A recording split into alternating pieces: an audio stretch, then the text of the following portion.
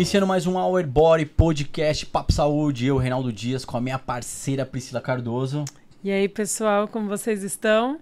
A todo vapor, é isso aí, representando aqui hoje uma figura ilustríssima, um parceiro, um amigo, um cara assim do coração excepcional, Dr. Euan Efidon.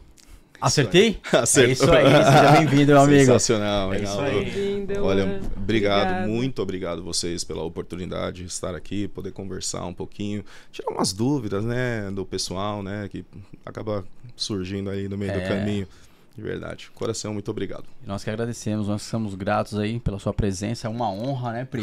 Com certeza. Tem um cara. médico, Isso. cirurgião, Trazer ortopedista, tanto conhecimento cirurgião. aqui pra gente. Que é isso. E compartilhar, e é isso, né, que a gente estava até falando nos bastidores. Exatamente. A nossa missão é agregar conhecimento, né, expandir Exato, junto. Exatamente, tentar tirar um pouquinho dos mitos ali, a desinformação principalmente, né, importante para o paciente. Perfeito. Então, ele é ortopedista, Sim, senhor. cirurgião Cirurgião de coluna. de coluna. Isso Essa é a mesmo. especialidade dele.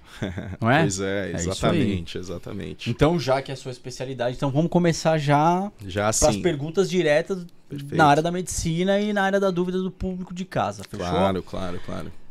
Doutor, alguns médicos alegam que pessoas com problemas na coluna não podem fazer musculação. Isso é verdade? Reinaldo, não, infelizmente isso é um problema que a gente tem que olhar um pouquinho para fora. Então não era só um problema ou um conceito que a gente tinha na medicina, mas na sociedade como um todo. Então não se estudava, não se olhava a importância da musculação, sabe, do fortalecimento muscular para as patologias da coluna, assim como a sociedade não via a importância da musculação como um todo, sabe, para o seu dia a dia. Então, não é verdade. Claro que nunca devemos generalizar nenhuma resposta de ou sim ou não, sempre individualizar o paciente, cada caso, mas no geral, o paciente deve sim estar fazendo algum tipo de fortalecimento muscular, como a musculação, até para ajudar como um pilar na sustentação da sua coluna. Sim, vou falar o meu relato, né? Perfeito. Porque hoje eu estou com um paciente aqui, estou entrevistando, né? Mas, porém, eu já passei por alguns relatos. Eu havia comentado com você que eu passei numa clínica e eu tenho, devido a um acidente de moto, hérnia de disco L4 e um pinçamento na L5. E aí o médico falou, não, você não pode fazer atividade física, pelo contrário. Aí quando eu passei com um fisioterapeuta, ele falou, não, você vai fazer o fortalecimento, vamos fazer a base, você já saiu da crise, que eles falam, Exato. e dentro desse fortalecimento, depois você volta para a prática da atividade física, que é a musculação. Exatamente. E nunca mais eu tive dor na lombar. E já relatei Exatamente. que quando eu passo 15 dias sem treinar, quando eu saio de férias, e eu não posso deixar de treinar, eu tenho que fazer o treino de perna, de fortalecimento de lombar, toda a minha base de treino, né, para Exato. fortalecer o core, que é a musculação, que é o terra, é o Exato. agachamento, e aí eu saio da crise, vamos dizer, do começo daquela dor. Exato. Então, por exemplo, você é a prova viva disso. Bem aqui na nossa frente temos um caso. Então, assim, quando você para de fazer o exercício, logo você começa a ter a sua atrofia e sim, você começa a perder a sustentação, o envelope em volta da coluna, que serve de sustentação. O duro é você jogar sobrecarga em cima da coluna. Ou seja, quando você para de fortalecer o seu músculo, as colunas ali, a sustentação ali em volta, você começa a gerar essa sobrecarga que a gente estava falando em cima da coluna. Aí sim você volta a ter os sintomas. Pode ver, fica um mês sem treinar para ver. Com certeza você vai travar, vai ter dor, sabe, essas coisas. Se é um caso, sabe, realmente com uma hérnia, já um disco já descompensado, entende? Entendo. Certo. Doutor, então quem tem protusão discal e hérnia de disco pode treinar? Ótima pergunta. Claro que, de novo, não vamos generalizar, sempre individualizar o caso. Existem também os períodos, né? Obviamente, você não vai orientar um paciente que está no período inflamatório, no período de crise. Não, vai lá agora mesmo, sabe? E aumenta esse processo inflamatório que você já está passando, né? Então, não é que ele não pode treinar. Ele deve, na verdade, fortalecer a coluna. Como eu disse, provavelmente o problema surgiu por uma falta de fortalecimento prévio, então ele deve fortalecer. Só que existem formas e momentos corretos para fazer isso, né? Perfeito. Ótimo. Hérnia de disco e musculação. Quais exercícios você acha que deve se passar? É muito bom. Bom, Vamos conversar sobre a lombar, que é o que acho que o maior, o que o público realmente quer saber É o ali, vilão, né? Exato, Aquela exato. dor na lombar. Então, primeiro a gente precisa lembrar. Muitas vezes a gente gera, sem querer, daí pega o cara até que faz musculação e tudo mais, ele gera um desequilíbrio no corpo. Então, tronco muito pesado, ombro largo, peitoral gigante, braço gigante, perna super forte, e ele deixa a musculatura lombar de fora. Então, e assim, mesmo quando faz, a gente não individualiza a musculatura lombar. Então, de repente, ele vai lá e faz um exercício que vai pegar só um grupo muscular. Só que a gente precisa lembrar que a coluna é uma estrutura extremamente complexa, com diferentes músculos, sabe? Então você tem os eretores da espinha, por exemplo, que o ilhocostal, longuíssimo, espinal, sabe? Todos esses, você tem outra série de músculos que, por exemplo, corre a coluna toda, como os multífidos, você tem o quadrado lombar um pouquinho mais lateralizado, ilho-pessoas. Então você precisa lembrar que todos esses músculos que eu comentei agora, não só, isso só falando da coluna, mas não são os únicos importantes. Todos esses precisam ser trabalhados no exercício que você está fazendo. Só que você precisa lembrar, para a sustentação do seu tronco, não é só atrás. Você também precisa de um abdômen muito fortalecido, né? E também os membros inferiores, né? Então, muitas vezes, o paciente tem dor por uma insuficiência dos isquiotibiais, por exemplo. Entende? Um encurtamento muscular, esse tipo de coisa. Então, é muito importante. Você sabe melhor, dizer até melhor que eu, Gui, ali atrás também. Você sabe essa parte melhor que eu, de quais exercícios, mas o importante que o paciente precisa entender é que existem diversos músculos e todos precisam ser trabalhados nessa região. Então, claro que cada paciente, né, pode ter uma restrição de um exercício ou outro, mas é fundamental a gente trabalhar todos esses músculos em volta. Doutor, Pode falar. Então, assim, na lombar, a importância de fortalecer o core, muitas vezes a pessoa não lembra, né? Que nem você mesmo citou aqui, de fortalecer os músculos da lombar. Então, fala aqui pra gente qual a importância e quais exercícios seriam mais indicados e necessários para fortalecimento da lombar. Tá. Então, por exemplo, a importância disso, você precisa lembrar o seu centro de gravidade, né? Sim. Exato. Então, como a gente estava falando, desequilíbrio. Então, o cara ele quer ganhar 10 quilos em um mês, tudo mais. Você acha que não vai ter dor na lombar? É que a lombar não preenche a camiseta, né? Não, não é um músculo estético, né? A gente acaba não é uma coisa que aparece. Então, sim, é importantíssimo. Vamos lá. Para ficar seguro, vamos começar com arroz e feijão. Eu sempre falo isso para os meus pacientes, sabe? Você quer começar do zero, você é totalmente sedentário.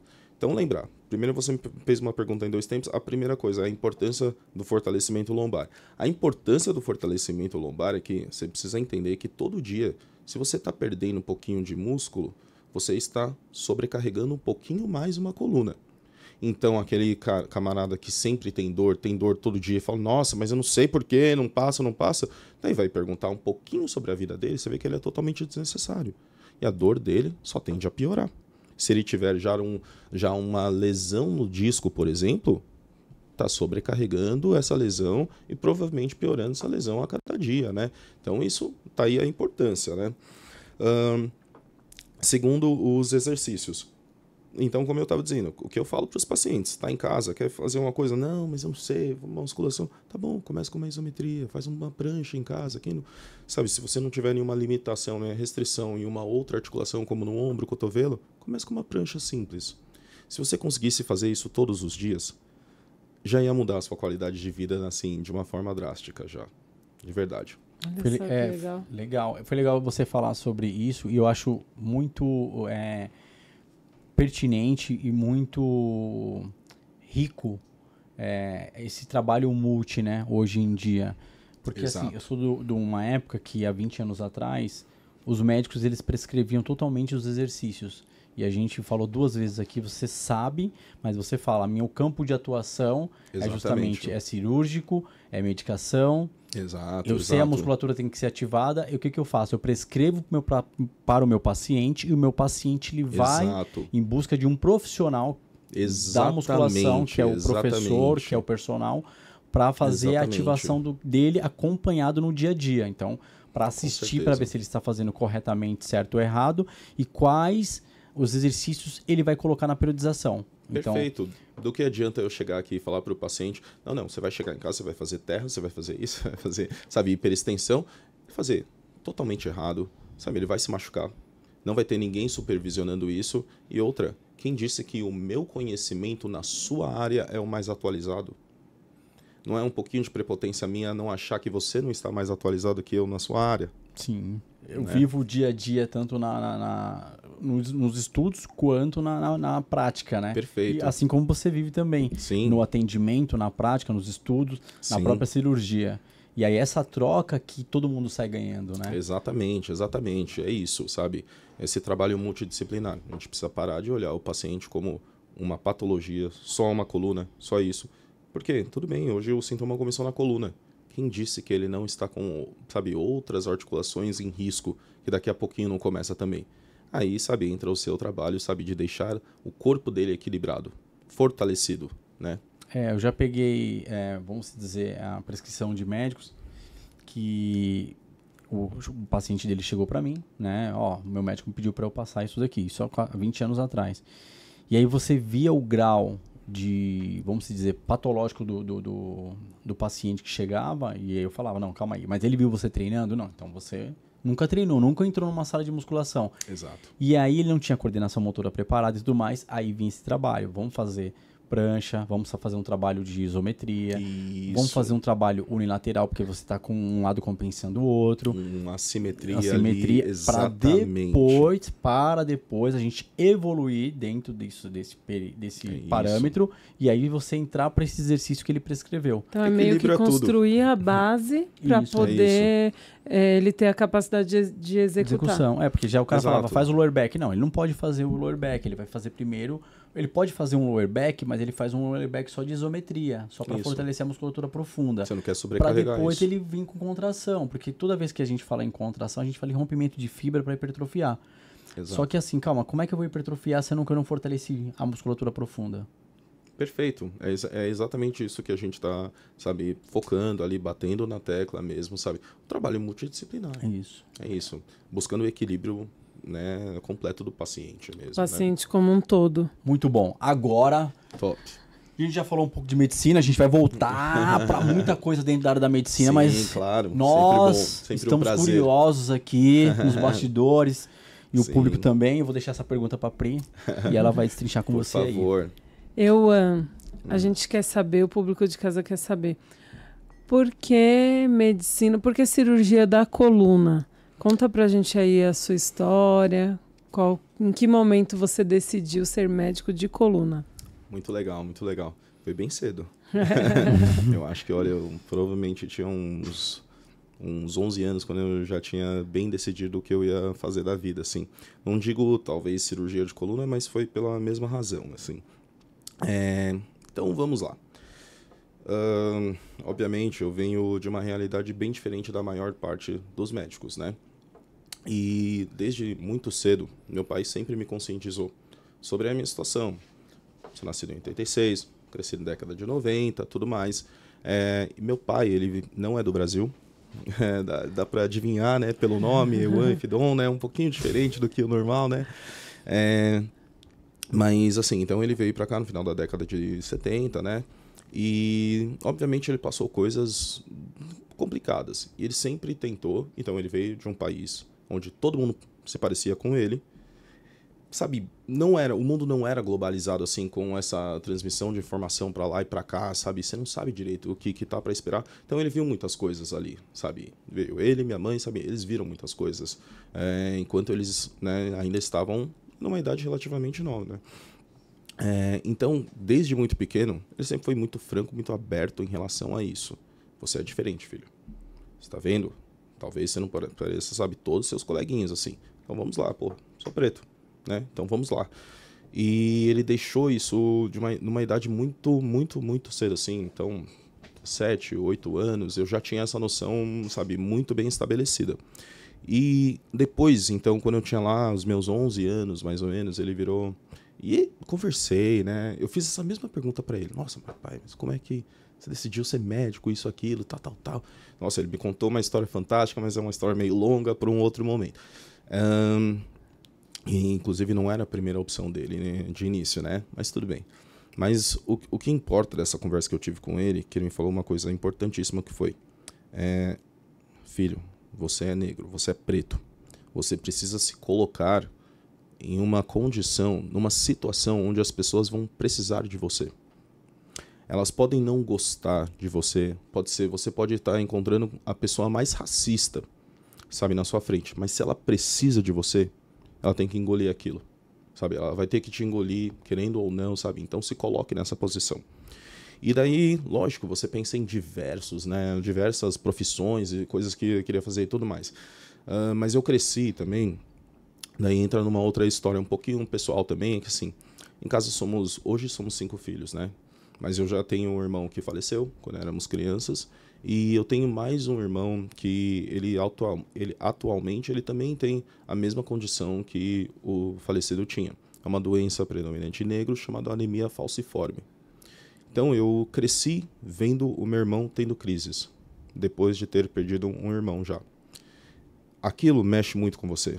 Você vê isso acontecendo, você vê o seu irmão sofrendo, diversas internações, repetição, assim, sabe? Pelo mesmo motivo pelo qual você já perdeu um irmão, mexe com sua cabeça. Ele é o meu irmão mais novo, né? Então somos em 4, tenho o mais velho, mora fora, eu e o casal de gêmeos mais novos, né? Então esse irmão meu mais novo, ele, sabe, sempre teve essa lombada ali, eu diria, na vida, sabe? Então isso, você ficar vendo isso toda hora, e se sentir aquela sensação de impotência é muito ruim. E para uma criança que não consegue entender isso, e, sabe, e você tá naquilo, sabe? Mesmo assim, poxa, mas meu pai é médico, sabe? Dá tilt.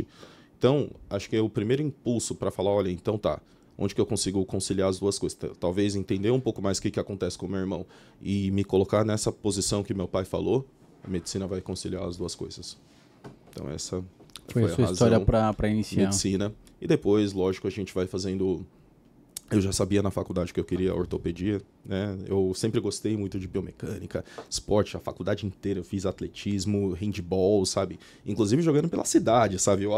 Meu negócio era esporte mesmo na faculdade, sabe?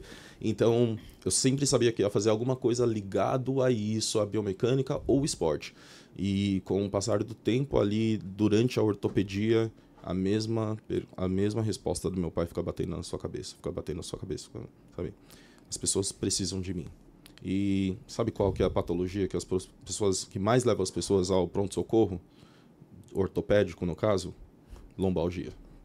Daí tudo fez sentido depois. E a primeira cirurgia também de coluna que eu vi, eu me apaixonei por aquilo lá, sabe? Eu lembro que eu estava acompanhando o cirurgião, né, que fazia o caso, né? Então aquela paciente não conseguia andar, porque ela tinha uma dor aqui na panturrilha, falava que não dava. O cirurgião foi lá, sabe, fez um buraquinho pequenininho nas costas, uma cirurgia aberta. Um buraquinho e tal, ele fazendo, né, eu mal conseguindo ver ali, né, como um residente e tal, né, aliás, estava na faculdade. Sabe, daí você fica meio assim, sabe? Daí, de repente, no dia seguinte, quando você vai passar a visita para examinar a paciente de novo, você vê essa paciente andando, chorando, sabe, sem bengala nem nada. Cara, aquilo lá para mim foi mágica. É totalmente diferente de uma fratura que você entende e conserta a fratura.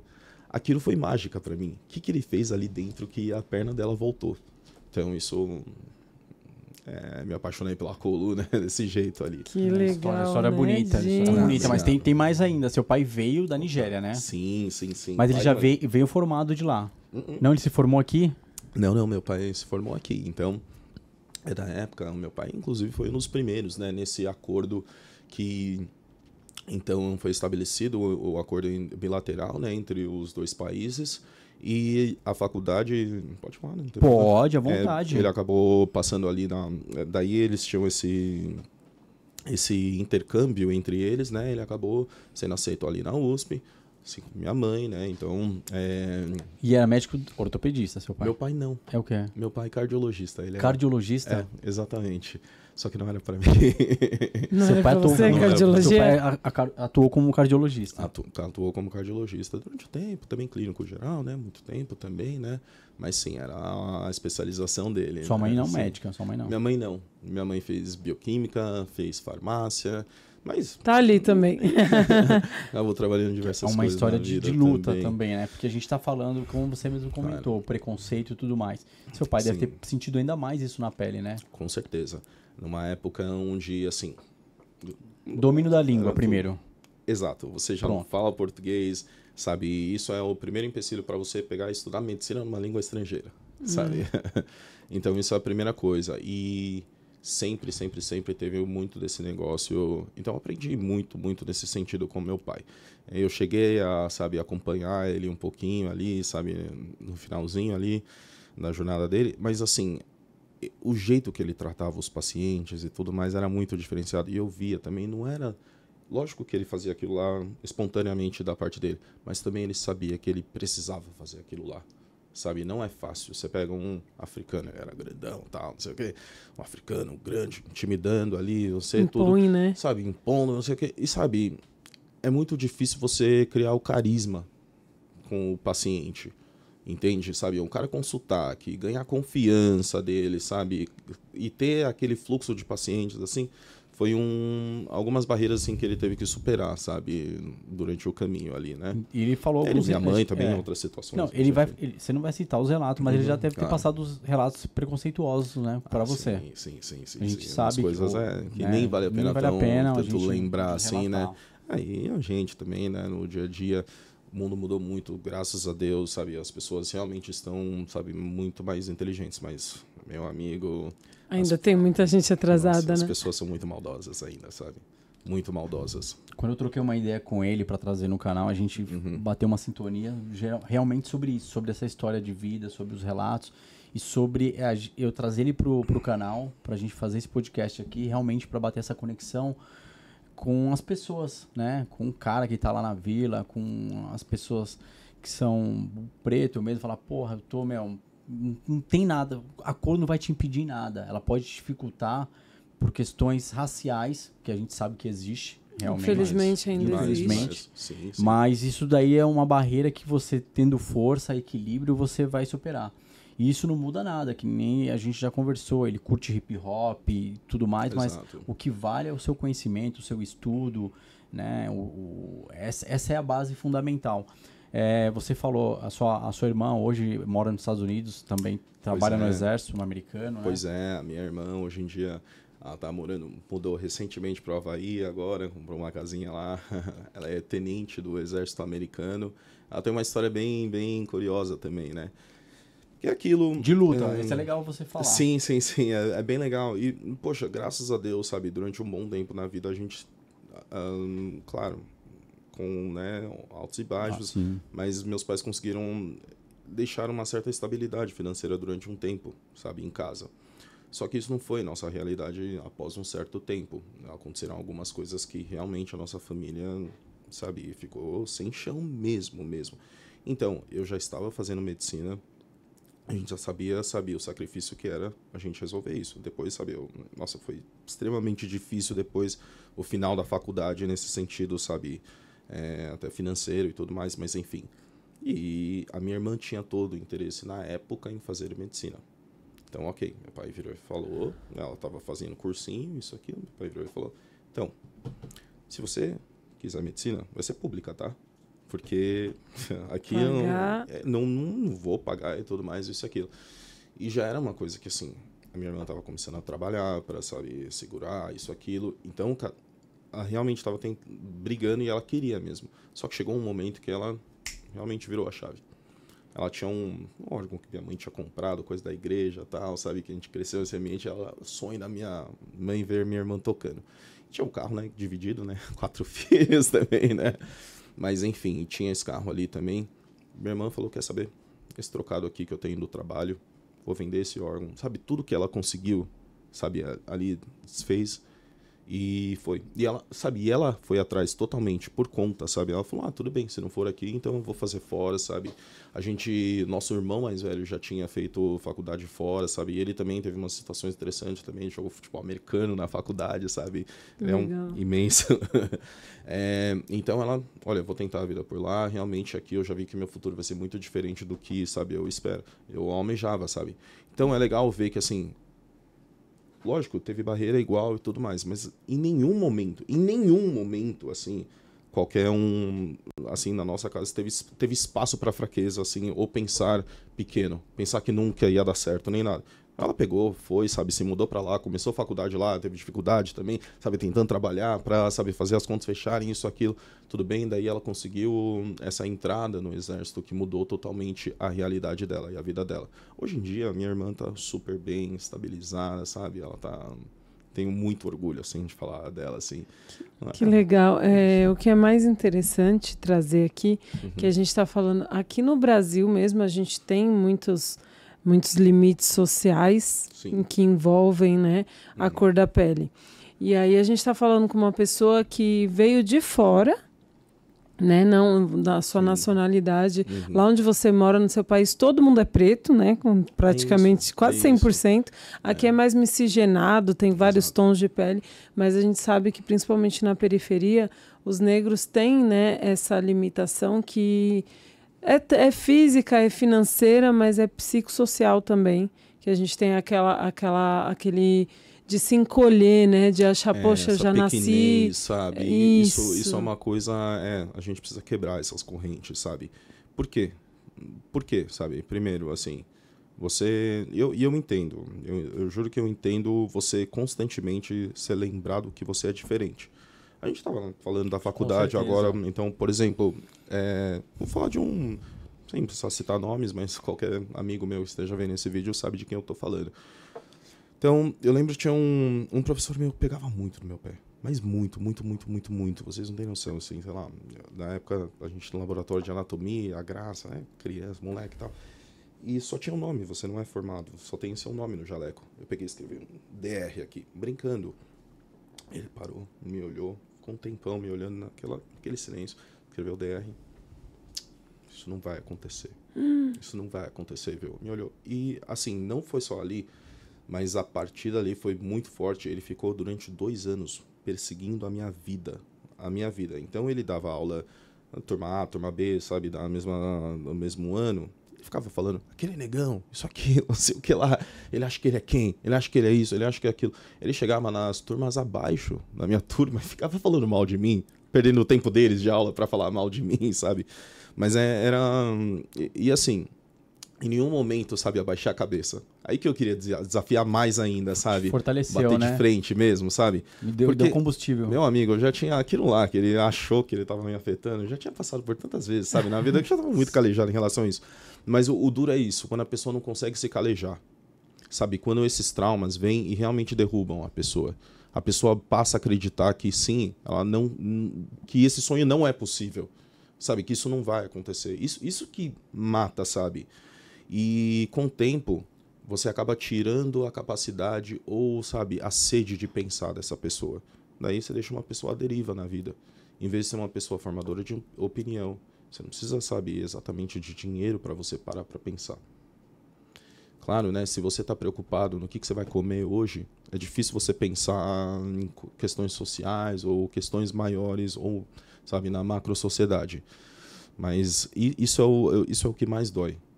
Sabe, sequestrar a capacidade de pensar do pessoal e deixar realmente as pessoas acharem que não é possível. O sonho não é possível, sabe? Claro que é. Claro, sempre foi. Difícil. Agora, se quer um sonho fácil? Se fosse fácil, qualquer um faria, obviamente. Mas é possível, sabe? Legal você falar isso daí, porque é uma conexão muito bacana. Porque você tem o poder de fala pelas experiências, por ser preto, por ser brasileiro, exato, por vir de família, entendeu? Da origem da Nigéria. Sim. Enfim, por passar por várias barreiras e hoje você está aqui no seu momento para passar para a galera de casa, para o cara que nasceu lá. A gente fala mais da questão das extremidades, que a gente fala das periferias, porque é onde tem o maior público exato, negro, preto, Exato. né? Vamos dizer Sim, dessa forma. E dentro disso, você começa a analisar que o estudo é a melhor saída. Porque o que acontece? Lá em cima, eles implantam uma semente que, cara, preto tem que ser ou jogador de futebol, Isso. né? Isso. Eu falo porque tem artistas que são pretos, que mesmo o próprio Racionais mesmo fala, e ele fala, infelizmente o Brasil ou é o preto, ou ele é jogador, Ou é pagodeiro.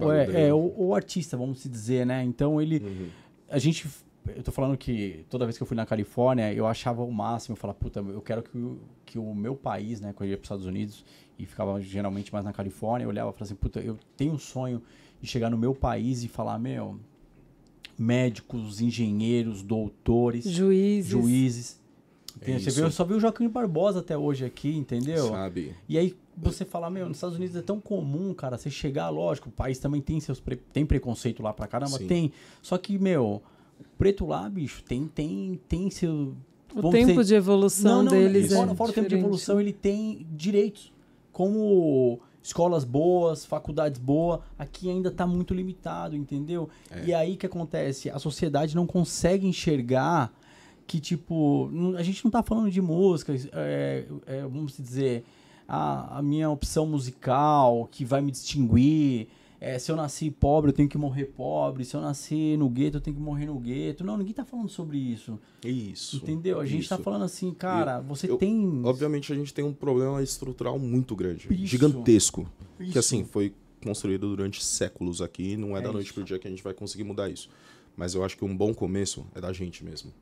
Cara, quantas pessoas que eu vejo, sabe, pretos ali, eu vejo que tirou a esperança dessa pessoa. Ela não acredita que ela consegue chegar lá. Eu acho que esse é o pensamento mais perigoso que existe. Quando essa pessoa, sabe, já se entregou a toda essa bagunça, estrutural. Aquela condenação estrutural. Exatamente, essa condenação estrutural que ela recebeu, sabe? Quando ela se entregou a essa situação. E assim, a melhor forma de quebrar esse paradigma é começando com a gente. É você sendo.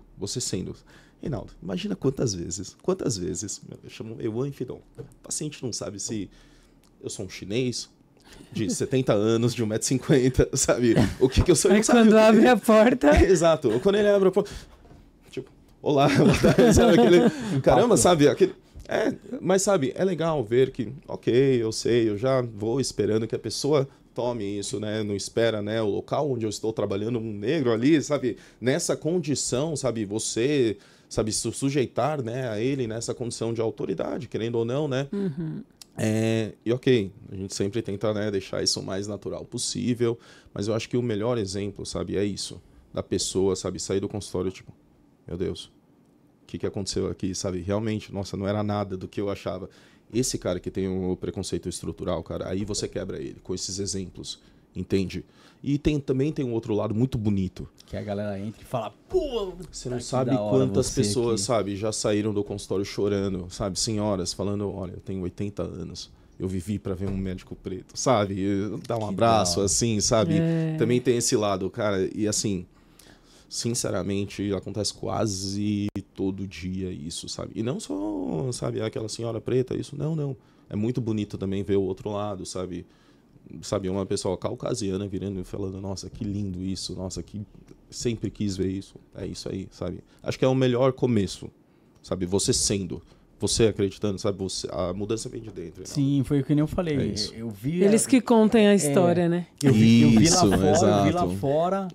E aí, quando eu vi lá você treinando medicina, falei, não, vou conversar com ele. Foi eu que cheguei nele e falei, não, quero saber a sua história. Pois é. E a ideia não foi nem no podcast de começo. Eu, quero saber quem é você. Conversar, a gente ficou um tempão. Já fizeram um pré-podcast. Porque se tivesse gravado, seria muito legal já ali, né? Ele contou a história de vida dele, eu falei, não, cara, eu tenho um canal, assim, você tem que ir lá, porque, você vai conectar, cara, com a galera, tipo, falar, todo mundo pode, não é tipo assim... É isso. É o branco, o amarelo, o japonês, o chinês, cara, todo mundo pode. É isso. Todo mundo tem o seu lugar, cara. Exatamente. É. Querer é poder, estude.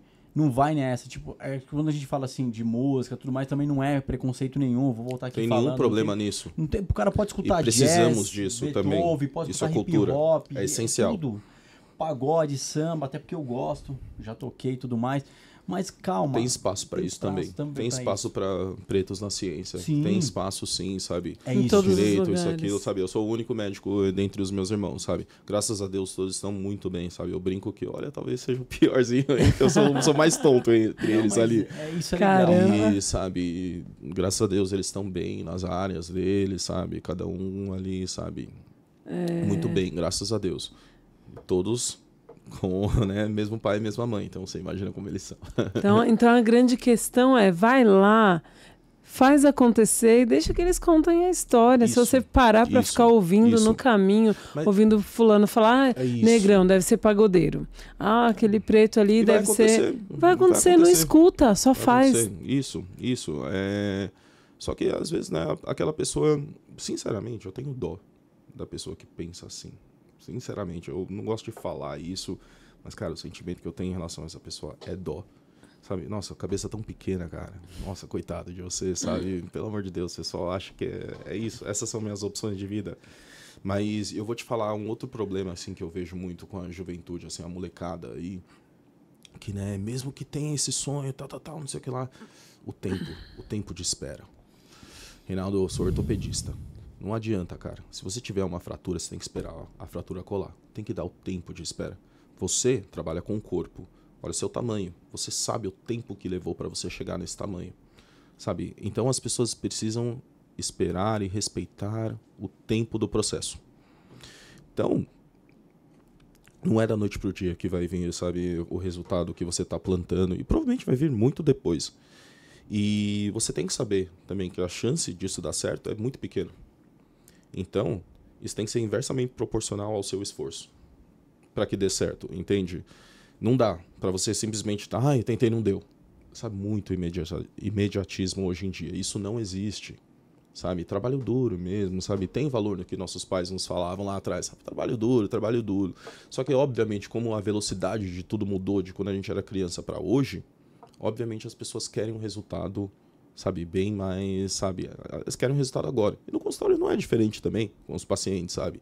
Eles querem as coisas muito, né, agora. Mas tem que esperar, tem que ter o tempo de estudo. Demorei muitos anos para entrar na faculdade, sabe? Na faculdade, sabe, você passa muitos anos lá me especializando. Fiz praticamente uma segunda faculdade, de novo, tempo de uma segunda faculdade, sim, até mais, só especializando. Então, respeite o tempo, sabe, disso. Vai plantando. Uma hora você colhe, sabe? Uma coisa bacana que a gente até conversou ali nos bastidores, eu não estava conversando, eu só escutei você conversando com a Pri, eu falei, puta, achei o máximo a ideia, né? Eu fiz faculdade de Educação Física, mas o meu TCC foi Semiótica na Educação, de Charles Sadier Peirce, então meu TCC foi totalmente voltado para a área da educação. Certo. Porque eu acreditei muito no poder da transformação, das mudanças, que a educação, ela muda o mundo. Perfeito. Só que aí a gente começa a pensar na política de um enxugar gelo, tipo, eu sou uma semente, tudo bem, eu tô fazendo, mas calma aí, né? Não consigo mudar o mundo, eu vou me frustrar, eu preciso levar o pão para dentro de casa e eu fui para a área da saúde. Mas enfim, e aí você falou um negócio bacana, porque a gente fala de cota racial nas faculdades e tal, e aí quando você a gente vou fazer uma analogia, tá? Quando eu fico meio ansioso, até falo mais rápido, mas eu vou falar com pausa aqui. Perfeito. Você falou de um filme que eu assisti que é Mãos do Médico Abençoadas do daquele Ben Carson. Isso, daquele médico neurologista. Eu assisti ele também. Influenciou muito. Britânico, né? Inglês, né? Ele é americano. Inclusive, quando ele veio pro Brasil, eu tinha 13 anos. Eu fui vê-lo. Tinha 13 anos. Só, que legal. Minha família nunca tinha escutado falar dele, nem nada, assim. Cara, eu lembro disso. A minha professora tinha um livro dele. Olha os crimes aí, como criança. Peguei o livro dele, fui xerocar o livro inteiro dele. E eu li aquilo lá. Foi, assim, acho que o primeiro livro grande, essas Mãos Abençoadas. Depois eu li o outro também. São dois, né? O Gifted Hands e Think Big, né? O Pense Grande, né? É isso aí. Esses dois ali. E fazendo analogia no que você falou, que esse filme, esse livro te conectou muito para trazer você para medicina e tudo mais. É o que a gente está fazendo nesse podcast. Tentar acordar aí essa nova geração que está chegando, que consiga assistir, que consiga chegar a essa informação para conectar. Sim, sim, sim. E aí, dentro desse contexto que esse filme mostra, a gente mostra que a escola nos Estados Unidos, né, independente de preconceito, o ensino é muito mais... vamos dizer efetivo. assim, efetivo. Sim, sim, sim. Gosto da Pri porque a Pri me cumprimenta, porque às vezes some aqui e ela manda bem. Foi de bola, Pri. E aí o que acontece? Não deixa a bola, a peteca Não cair, não né? deixa a peteca cair na linha de raciocínio. O pai, ela chega junto. E o que acontece? Aqui no Brasil, quando a gente fala em cota, é lá na frente, é faculdade. E a lacuna que ficou aqui atrás? E aí você falou um negócio bacana. É um negócio muito complicado, né? Nosso país, assim, tá engatinhando, mas a gente precisa evoluir muito em diversas áreas. E esse é sempre um tema que deixa todo mundo, sabe, assim, sabe? Oriçado, né? Exato. É sempre um tema complicado. Mas vamos lá. Dando a minha opinião aqui. Quem sou eu, sabe? Obviamente, eu tô aqui pra, sabe, ouvir, aprender e evoluir também. Mas eu acho que é fundamental ter alguma estrutura para você quebrar aquele ciclo, sabe, da vozinha que, sabe, era filha de escravo, descendente de escravos. Ela teve um filho que falou para ele: ó, meu filho, é o que tem para hoje, sua vida vai ser isso mesmo. E esse menino com 12, 13 anos já assimilou isso, começou a trabalhar, ou às vezes coisas piores, e sabia, é um ciclo que se perpetua. Então aquela pequenez mental vai sendo passado de uma geração para outra, e você vai acreditando nisso, se conformando, sabe, ficando pequeno, se encolhendo dentro da sociedade. Como eu disse, então eu sou a favor de quebrar esse ciclo, sem sombra de dúvidas. Alguma coisa tinha que ter sido feito, né? Mas assim, falando a minha opinião pessoal, eu não acho ainda que estamos fazendo da forma correta. Estamos longe disso. E por que eu falo isso, né? Então você pega esse aluno que muitas vezes tem 19, 20 e poucos anos, você pega e joga ele e dá uma cota na faculdade para ele. Pum. Cara, não menospreze esse cara, porque esse cara também vai arrebentar, que ele sabe que é a única chance que ele tem de tirar, não ele sair, dele tirar a família dele, sabe, daquela situação. É a única chance que a família tem de sair daquilo lá. Então ele não vai desperdiçar. Então não menospreze esse camarada não, tá? Mas eu acho que o problema tem que ser resolvido muito antes. Então o que eu estava conversando era assim, obviamente faz muito sentido, né, você dar ajuda social até em nível da faculdade, mas e se a gente começasse um pouquinho antes? Por que aquele aluno que estava ali na segunda, terceira, quarta série, totalmente despontado na escola pública, sabe? E num outro patamar mesmo, sabe, de interesse, eu não falo nem de inteligência, mas de interesse e de dedicação, sabe? Por que, sabe, que você não pode tentar ajudar esse camarada de uma forma? E por que eu falo de começar sempre o mais cedo possível? Pela capacidade de pensar que esse camarada vai desenvolvendo durante a vida. É muito diferente você estar num meio ambiente onde o seu professor está te estimulando, está te dando ideias, está te obrigando, está te cutucando, empurrando a pensar. Você virá um formador de opinião no final desse processo. E você tem todas as armas para você brigar de frente com qualquer outra pessoa por uma vaga na faculdade. Porque você estudou com as mesmas condições que o outro estudou. Certo? E quando você pega esse camarada, muitas vezes depois de estar muito calejado na vida, depois de 20 anos, sabe, num ambiente onde, sabe, a formação mental dele está sendo sempre conduzida de uma forma, muitas vezes esse camarada não teve tempo de pensar esse tempo todo e formar opiniões diferentes, sabe? Ter um ponto de vista que ninguém teve. Só que ele tinha toda a condição, às vezes, se isso tivesse sido feito lá atrás, sabe? Então, ao meu ver, quem sou eu? De novo, né? Eu não sei nada, cara. Eu não entendo nada dessas coisas. Eu nem sei como que isso seria possível. Mas, sabe, seria muito mais interessante, sabe, se de repente essas crianças, sabe, com esse rendimento diferenciado ali, sabe, elas pudessem ser inseridas num ambiente onde, sabe, os professores e tudo mais já ensinassem elas a pensar desde muito cedo. Ia ser muito diferente a estrutura. Daí deixa ele competir de frente com qualquer outra pessoa pela vaga na faculdade. E fica o questionamento aqui, né? A gente, dentro da nossa organização política, a gente tem todos os ministérios necessários para montar uma estrutura de país bem-sucedida. Tem o Ministério da Educação, o Ministério da Cultura. Com certeza. Ninguém pensa numa política pública para amparar as crianças de escola pública. Não existe, porque não é do interesse deles, porque a estrutura está formada. Não é o interesse deles. Agora, falar que ninguém pensa, eu tenho minhas dúvidas, sabe? Aquelas coisas, será que é ingenuidade deles ou maldade? Claro que é maldade. Será que realmente... será que isso nunca passou na cabeça de ninguém? Ou será que é interessante deixar do jeito que tá? Dar umas vaguinhas aqui, sabe? Só para uma população... Um band-aidzinho naquela ferida enorme. Exato. Agora, imagina se esse, por exemplo, esse convênio, digamos, fosse feito por municípios, assim, sabe? Então, olha, os melhores dessas escolas aqui, eles vão ter tantas vagas no colégio. E por município, imagina quantas vagas você não ia criar a mais. Agora, você pega 10 faculdades de São Paulo, 5 faculdades de São Paulo, então, só vão ter cotas nessas 5 faculdades de São Paulo e acabou. E aí, e quem não conseguiu? É isso. Ficou de fora. E aí, imagina só quantos adolescentes, jovens pensantes iam ser criados, né? Será que isso seria bom para o governo? Exato. Se, por exemplo, você dá uma base para uma criança dessas... Cara, tudo bem, ele não passa um ano, sabe? Ele vai ter outra condição no cursinho, ele vai prestar no próximo ano e tudo mais, briga de frente. Agora, o camarada que você simplesmente só insere lá na frente, você quer dar um negócio já dado para ele, como que, sabe, esse cara vai conseguir raciocinar no mesmo nível que as outras pessoas, sabe? Ele perdeu muito atrás. É muito diferente a escola particular e pública, infelizmente, sabe? Com certeza. Infelizmente, a gente podia equilibrar isso mais. Sim, né? eu analiso assim da seguinte forma. O país... Depois a gente vai voltar para a medicina, mas eu penso da seguinte forma. Vamos pensar na questão nacional, né? Cada país. O governo, ele não pensa lá na frente, ele pensa no agora. Cada governo de cada 4 anos, independente de partido, ele pensa no momento. Exato. Qual momento? Alavancar o seu partido, crescer financeiramente o seu partido, crescer os seus benefícios, vamos se dizer. Cada um pensa só no seu. Exatamente, né? exatamente. Tanto no embolso, no que for, ou então em questões políticas. E não pensa no povo, porque se você for analisar e pensar numa maneira nacional, quem perde é o próprio governo também.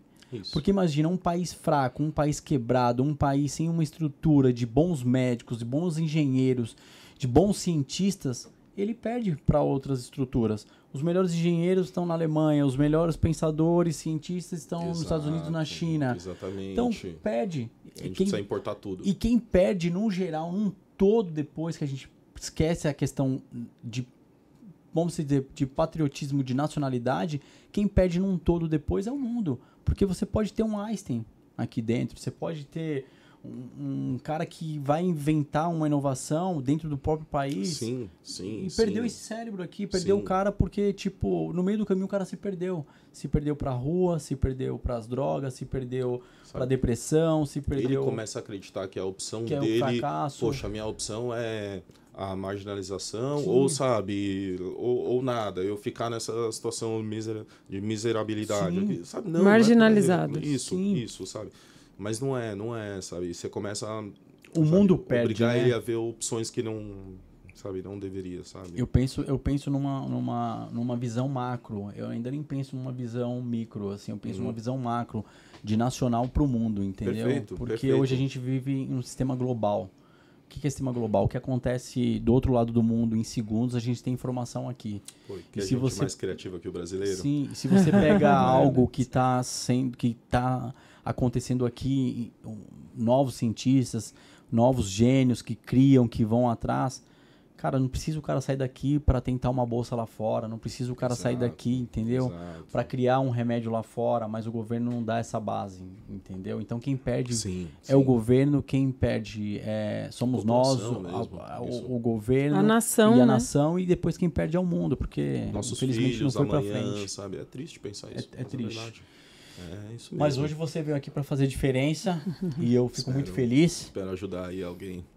Mas legal a sua história, viu? Tá de parabéns. Bacana, pô, obrigado. É uma honra nossa ter você aqui hoje. Eu que o diga. De verdade, parabéns, viu, por tudo aqui. Fantástico. Obrigada. Fantástico. Agora vamos voltar aqui para a área da medicina, área de atuação do doutor. Perfeito. Tipos de escoliose e como tratar. Perfeito. É legal a gente conversar sobre isso, porque quando a gente fala de tipos de escoliose, temos formas diferentes de classificar a escoliose, né? Sim. Tem a escoliose que a gente tem as formas, né, que a gente classifica de acordo com seu aparecimento, né, em que idade apareceu. Também tem de acordo com as curvas, né? E também a angulação, né, dessas curvas também. Temos diversas classificações ali. O que a gente mais usa é uma classificação ali chamada Lenk, para nos nortear mais ou menos no nosso tratamento, tá? Então, claro, tem algumas, dependendo do ângulo ali, se for uma escoliose que chamamos de estruturada, sabe? Você já pende para um quadro um pouquinho mais, sabe, como é que eu posso falar? Um pouquinho mais, que aparece um pouquinho mais, sabe, que você consegue perceber um pouquinho mais. Se não for estruturada, daí, sabe, já não entra nesse tratamento nesse tratamento cirúrgico, ou nem possivelmente invasivo. Vamos lá. Como tratar escoliose? Aí isso já divide em dois caminhos aqui. Por um lado, a gente tem o tratamento conservador e o outro lado é o tratamento cirúrgico. É importante a gente entender o seguinte: a escoliose, a sua grande maioria, ela é uma doença assim, que não gera dor. Muito diferente do que a maior parte das pessoas pensam. Nossa, mas esse paciente tem escoliose, né? Operou porque tinha dor. Normalmente não, é desejo do paciente mesmo, né? Então isso é a primeira coisa que você precisa ver. Tanto que quando normalmente os pais trazem os pacientes com escoliose pra gente, a gente estava na praia, a gente reparou que o ombrinho dele tá diferente do outro, a gente viu que uma clavícula aparece mais que o outro, a costela tá esquisita, sabe?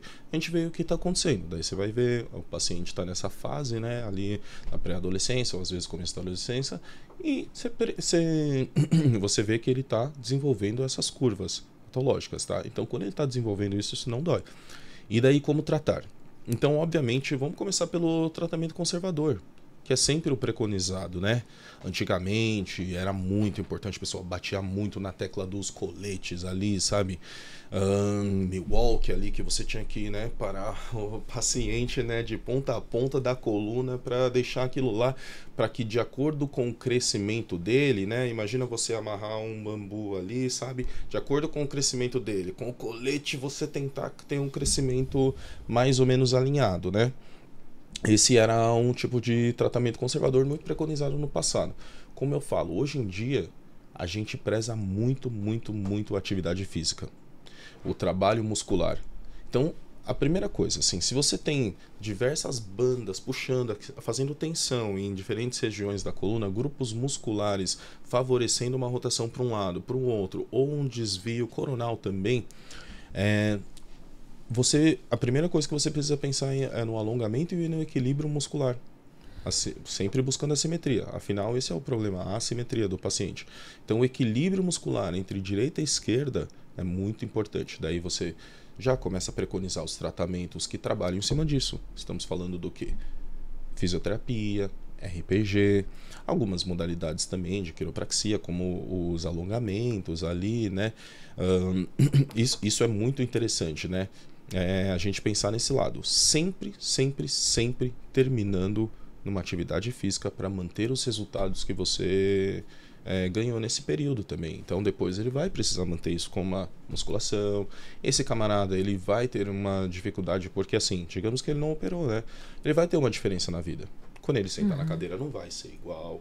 Porém, você trabalhando sua musculatura, você consegue equilibrar, minimizar um pouquinho esses sintomas, sabe? Então ele consegue ter uma vida praticamente igual a qualquer outra pessoa sem problema na coluna, né? Mas então é mais ou menos essa sequência, um bom acompanhamento. Então assim, viu a escoliose, tem que estar acompanhando com o médico, é a primeira coisa. O médico daí ele vai fazer a parte dele, ver qual que é a projeção ali do crescimento do paciente, se tem alguns sinais de alerta ali que podem virar, sabe, por exemplo, o lado da curva, se é o sexo masculino, feminino, essas coisas são muito importantes para a gente determinar, sabe, a probabilidade de progressão da curva também, tá? A partir do momento que você tem uma curva estruturada, mesmo quando você faz as correções, ela continua no ângulo, sabe, ali acima de 25 graus, sabe?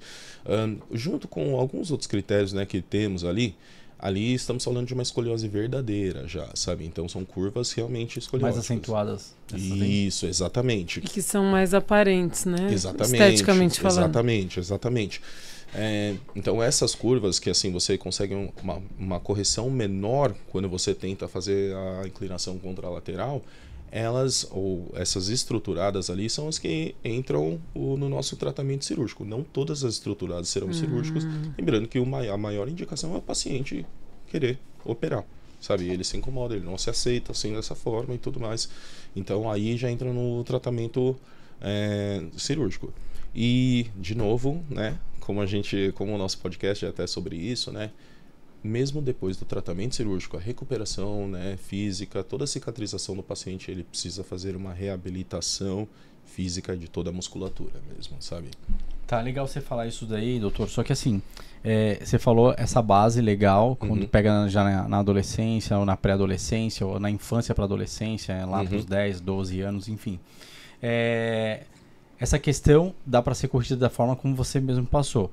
Eu falo de escoliose nessa faixa, é um fator genético. Vem com ele, tipo assim, ou você acha que pode, já na criança, pela questão postural, algum trauma, o que daria? Por que surgiu a escoliose nessa pessoa? Perfeito. Então, vou quebrar um pouquinho aqui os tipos de escoliose aqui. Então, tem alguns pacientes que, por exemplo, eles já nascem com uma deformidade, por exemplo, uma vértebra achatada de um lado e normal do outro. Imagina que esse paciente vai crescer descompensado, Sim. Correto? Já nasce com essa escoliose por uma malformação.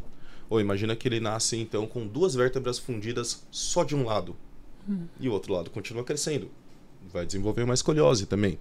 Ou até uma malformação mista, pegando um pouquinho dos dois, sabe? Isso é uma causa. Então isso daí, por exemplo, muito provavelmente você vai ter que fazer algum tipo de intervenção já para cuidar desse paciente. Claro que assim, existem vários tipos, dependendo da idade, você quer cuidar da maturidade pulmonar do paciente também, mas existem sim condutores um pouquinho menos invasivos para saber ajudar no crescimento e permitem o crescimento desse paciente mais ou menos como uma haste condutora, sabe? Existem vários tipos de tratamento mesmo, sabe? Às vezes só ressecando o problema ali, sabe? Tirando a barra óssea, coisa assim, você consegue, sabe, um bom resultado, coisa do tipo. Mas é muito difícil. Então vamos lá. O tipo de escoliose que a gente mais vê no nosso consultório, no dia a dia, pelo menos, né, fora dos centros de estudo, as escolas, né, hospitais e escolas, é a escoliose idiopática do adolescente. Então, se ela é idiopática, você não consegue falar que esse é o motivo pelo qual desenvolveu a escoliose. É idiopático, não tem um motivo correto, sabe? Então, também não é uma coisa que você pode falar que, olha, não, ele vai desenvolver uma escoliose e vai ter isso, então você não consegue prevenir. Mas nos primeiros sinais da escoliose, primeiro sinal de assimetria, um ombrinho diferente do outro, uma clavícula que aparece mais do que a outra, uma escápula mais proeminente que a outra, gradil costal, um mamilo desalinhado, a bacia desalinhada da criança, não esquecer que muitas vezes a escoliose, sabe, a origem dela não é nem, sabe, da coluna. Muitas vezes ela pode ter uma diferença, uma assimetria dos membros inferiores e isso gerar um desequilíbrio coronal, sabe, ou sagital no paciente. Então, é muito chato isso, falar que assim, mas não temos como... São uma série de fatores. Exatamente, antes dos primeiros sinais. Sabe? Mas assim que surgir, corre para o médico, ele vai saber te orientar da melhor forma, te dar as opções de tratamento, com colete, sem colete, exercícios, modalidades terapêuticas, enfim, até às vezes cirúrgicos, mas enfim. Doutor, e a lordose? O que é uma lordose? Existe lordose na lombar? Onde que é caracterizada a lordose? Coitada da lordose, né? Muitas pessoas acabam, né, criticando a lordose. Poxa, tem problema na coluna porque eu tenho lordose. Graças a Deus você tem lordose. Porque, assim, a lordose é uma curva fisiológica mesmo, sabe? Então, a nossa coluna não pode ser reta. Imagina uma pessoa reta, ela cai, né? Vai amarrar o tênis, vai dar cambalhota, uma coisa assim, sabe? Vai se espreguiçar pra trás, vai cair, né? Não, nossa coluna não é reta. Claro que você tem exceções em que isso pode acontecer, um flatback, né? Mas a lordose é uma curva fisiológica. Assim como a nossa cifose torácica também é fisiológica. Então vamos lá. Se você tem lordose embaixo, você vai ter cifose na região, ou seja, lordose lombar, cifose torácica, e na cervical você deve ter lordose cervical novamente. Ou seja, respondendo a sua pergunta, na cervical e na lombar você deve ter um grau de lordose sim. Na sua torácica, você deve ter um grau de cifose, sim. O problema é quando essas curvas estão descompensadas, para mais ou para menos, né? Aí sim entra a patologia. Então, é importante, mas o mais importante não é quanto de lordose a paciente tem, não é isso o mais importante, e sim olhar a coluna inteira do paciente. Existem novos conceitos que temos, né, como o balanço sagital do paciente mesmo, sabe, ter uma coluna equilibrada e a relação dela com os membros. Então, você precisa ver o alinhamento cabeça-tronco desse paciente e também a relação da coluna dele com os quadris, os membros inferiores. Muitas vezes esse paciente tem uma hiperlordose, só que ele compensa, sabe? Mas daí você vai vendo, vamos falar dos casos patológicos, que é o que acho que a gente está buscando aqui. Você vê que muitas vezes ele vai ter o encurtamento da musculatura isquiotibial, vocês sabem bem ali, né? Na musculatura posterior ele vai ter um encurtamento, muitas vezes uma insuficiência dessa musculatura também. Ele já vai começar a ter um tronco mais inclinado para frente para tentar compensar, né, essa hiperlordose, senão ele cairia para trás também. Então são esses os sinais que a gente vê, né? Essa insuficiência posterior, esse encurtamento, né? E a própria postura do paciente mesmo, você consegue ver um pouquinho de descompensação na hora que ele, né? A relação entre ali o tronco dele e os quadris, né? Isso você consegue ver. O Rafa, tem imagem da escoliose pra gente dar uma olhada? E da lordose, não? Isso é legal, né? E daí a gente consegue ver o que é normal, o que é, né, uma curva fisiológica, o que é uma coisa atípica. Sim. Então, por exemplo, a gente estava falando agora de lordose. Tem alguns pacientes que, por exemplo, não da lordose, mas eles têm um excesso de cifose. A gente já fala sobre isso novamente. Tá. Então aqui, por exemplo, você vê. Obviamente, você vê a coluna do paciente no primeiro raio-x, no anteroposterior, naquela primeira imagem ali, exatamente, uma escoliose, né? O pessoal costuma falar em S, né? Ali, bem isso, exatamente, sabe? Eles têm outros tipos, e isso é legal, só de ver o raio-x você tem uma noção mais ou menos da origem da escoliose. Se foi uma doença neuromuscular, por exemplo, um paciente com paralisia cerebral, assim, alguma coisa assim, como é que a escoliose dele é diferente disso daqui, sabe? Ou se for uma coisa idiopática, por exemplo, esse daqui. No caso aqui, você vê, nesse raio-x da esquerda, você vê que você tem duas curvas, na verdade. A curva lombar, né, indo para a esquerda ali, e depois ela volta na curva torácica também. Daí, finalmente, lá em cima ele se equilibra mais ou menos, até que você tem pouca assimetria entre as duas clavículas, né? Então uma mais baixa, né, que eu... E esse daqui, você olha a bacia também, eles estão mais ou menos, sabe, equilibrados, não tem uma grande diferença entre um membro e o outro, né, causando isso. Então o problema está na coluna. Beleza, conseguimos estabelecer a origem, vamos lá tratar então essa coluna. Quando a gente pega aqui, você vê o que foi feito e olha que a gente consegue chegar. A gente chega nisso, você tem a correção do paciente. Não é sempre que é necessário você fazer uma correção completa mesmo, sabe? Mas isso é legal. E repara que mesmo após a correção, ele deixou uma curvatura ali. Sim. Você vê que fica a cifose. Sim. E também fica a lordose lombar ali. Então é importante você ter as duas curvas. E também é legal essa imagem porque tem muito do mito. Nossa, mas vai abrir a coluna de ponta a ponta, vai rachar minha coluna, encher de parafuso e tudo mais. Olha essa paciente. Sabe, ela tem uma linha, sabe, só de sutura ali, e normalmente a gente faz também esse ponto ali, sabe, intradérmico mesmo. Então não fica nem aquela linha assim, a sabe, linha, de um lado. Fica retinha, né? Exatamente, exatamente. Resumindo aqui, ali foi feito o quê? Então colocou uma vareta de um lado, do outro e parafusou? Então aqui o que a gente vê? Ele pegou as vértebras que estavam envolvidos na curva. Sim. Ele estabilizou as vértebras com parafusos da direita e da esquerda. A gente vê eles entrando ali. Não é necessário assim você colocar em todos, né? Temos alguns critérios para nossa escolha. Você coloca o mínimo possível. E depois que você estabilizou com os parafusos, você tem algumas técnicas de correção da curva. Seja derrotação direta, sabe, a derrotação vertebral ali, sabe, correção pela haste, temos algumas formas, mas vamos falar de ajustes. Parafuso de esquerda a direita, trava a haste nele só que você tenta travar essa haste o mais... Essa haste seria o que eu falei, né, tipo... É isso. Que eu falava que os caras usavam na moto, vai, um exemplo, na placa da moto tinha uma varetinha ali e parafusava ela para ela não voltar para a curvatura novamente. É exatamente esse mecanismo que você está pensando. Aí, então. É exatamente isso. Tô quase pega, corrige, já quer fazer cirurgia de coluna. Vamos lá?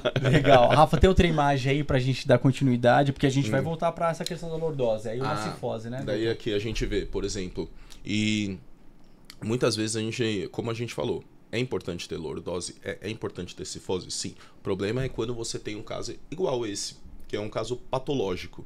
Temos alguns critérios, a vértebra ele é um pouquinho diferente, ele tem um acunhamento, às vezes aparecem uns nódulozinhos, enfim, isso não interessa para o paciente, isso é o dever de casa do médico. Mas você vê que o paciente, ele tinha, mesmo estando praticamente, não é que o ombro dele está lá na frente, você vê que o ombro dele está mais ou menos alinhado ali com o quadril dele, ele tem uma curvatura que ele não consegue se livrar. Normalmente essa curvatura é fixa, sabe? Então, esse sim é um caso patológico, uma doença de Sherman, né? Também temos outros casos ali de hipercifoses patológicas, mas você vê, depois da correção da coluna, olha ainda o alinhamento dele ali do ombro, né? Com o quadril ainda continua alinhado, porém ele tem uma curvatura totalmente fisiológica ali, tá? Abaixo dos 60 graus, mais ou menos, então, e equilibrado para esse paciente. Isso é o mais importante. Não é só corrigir isso. Você tem que corrigir e deixar ele equilibrado. Sim, então as contas não são tão simples assim como a gente... Não, e o que eu tô achando engraçado nessa imagem aqui, que se você bater o olho, até o Gui vai falar isso daí, ó. Parece que ele tem uma protusão de ombro, né? E não tem. Se o olhar clínico, tipo assim, você olha assim ao primeiro momento, ele tem uma cifose com problema tá no ombro, joga uma esse ombro pra protusão. trás. Joga pra trás, ele cai. E aí, olha ali na segunda que ele já fez a cirurgia, a protusão, ele não tem protusão, voltou simplesmente ao normal. Exatamente, sabe? E a questão da costela dele, se você for analisar na parte anterior aqui, ó, ela tá saltando, né? Exatamente. Agora ela se alinha ali certinho, perto do peitoral. Não, aí tem que ter a intervenção cirúrgica, não tem. Né? Legal. Mas, essa imagem. Não é só uma coisa postural, um vício postural do paciente, né? Isso realmente pode ser uma patologia fixa e é importante assim a gente analisar, você levar para o médico, porque assim, mesmo na decisão, tudo bem, ele né, tem essa hipercifose e tudo mais, mas mesmo na sua decisão cirúrgica, o médico precisa fazer um estudo completo, incluindo os quadris. Também para você decidir até que ponto opera, sabe? E como que vai ser a cirurgia desse paciente mesmo. Legal, bacana. Doutor, voltando aqui para nossa lordose agora, deixando a cifose aí um pouco de lado, abandonada por um tempinho. Dicas. Como deve se dormir uma pessoa que tem uma dor imensa na lombar, que tem uma hiperlordose, que fica aquilo ali se arrastando de dor? Qual é a dica que você daria? Sim, legal. Então, assim, é importante a gente buscar o equilíbrio da nossa coluna, né? Tá. Independente da posição que você dorme, porque isso também é um pouquinho controverso, mas vamos dar algumas dicas em cada posição. Melhor assim. Se eu fosse recomendar uma posição, ia orientar você dormir em decúbito lateral, ou seja, deitar de lado, né? Com um travesseiro fino entre os seus joelhos, estabilizando o seu quadril, se possível, outro para estabilizar o seu ombro e a rotação da sua coluna, né, durante a noite, e um travesseiro da sua cabeça aqui do tamanho da altura do seu ombro. Então você tem que pensar no alinhamento. Eu sempre falo, alinha seu nariz com seu umbigo. Então o paciente vai dormir muitas vezes assim, isso daqui vai dar problema, sabe, vai descompensar. Ou às vezes ele dorme sem o travesseiro entre as pernas, ele começa com uma síndrome trocantérica, sabe, começa a sobrecarregar o trocânter aqui, ou sabe, até outras dores inflamatórias ali também na sua coluna. E se de repente ele dorme totalmente, sabe, torcido, aí que você quer realmente sobrecarregar a sua lombar mesmo, sabe. Então é isso, alinha o nariz com o seu umbigo, né, tenta de preferência de lado. Tudo bem, eu só durmo de bruços. Tá bom. Se for isso, então, a gente conversou ali especificamente da parte da lordose, uma hiperlordose, uma dor lombar. É bom você compensar isso. Você provavelmente já deitou de bruços e você sente que você tem uma dor ao deitar sem nada, né, diretamente ali, né, tudo no plano. Sim. Então é legal, você pode pôr um pequeno travesseiro no seu abdômen para estar compensando isso um pouquinho, sabe? Isso tira um pouquinho da tensão e, sabe, daquela posição no limite do seu movimento, sabe? Tudo bem, mas não, eu só durmo de barriga para cima. Bom, vamos colocar um travesseirinho embaixo do joelho para tentar compensar isso de novo também. Vamos dormir com um travesseirinho um pouquinho mais baixo, para não deixar a sua cabeça muito anteriorizada em relação ao seu tronco, melhor, né? Então são essas dicas que a gente dá. Né? Eu gostei, viu? Não, porque eu agora não parei as crises que fiz fortalecimento e tal, hernia de disco. Mas eu dormia de barriga para baixo, era o meu costume, parecia que eu tava nadando. No outro dia eu acordava mais travado ainda, porque o que acontece? É a ação da gravidade, pressão lombar, eu tava forçando ali, eu falava, nossa. Exatamente. E aí eu falava, puta, me ferrou. A gente precisa quebrar essa hiperextensão. O travesseirinho ali ia resolver esse problema. E aí de barriga pra cima eu não conseguia dormir. Aí eu falei, o que vai? Eu fazia de lado, eu colocava. E nessas dicas eu entrava. É como se você estivesse fazendo aquele exercício, né, de hiperextensão a noite toda, né? Nossa, barriga pra baixo, né? Sobrecarrega, hein? Imagina. Com um travesseiro em cima, né? É isso, né? E aí você tá fazendo isometria disso à noite? E aí dá pra fazer isso daí pra quem tem problema de lombar, né? Que tem o problema de não ter a hiperextensão lombar. Exato. Já também fica a dica, né? É um tratamento, né? Ali já deixa meio porque que, né, já um deixa vício um vício postural ali, mais ou menos direcionado ali. Programação mental, mas ajuda. Doutor, quais são os principais desvios, problemas de coluna que chegam com mais frequência? Tá. O principal problema de coluna que chega no consultório é dor.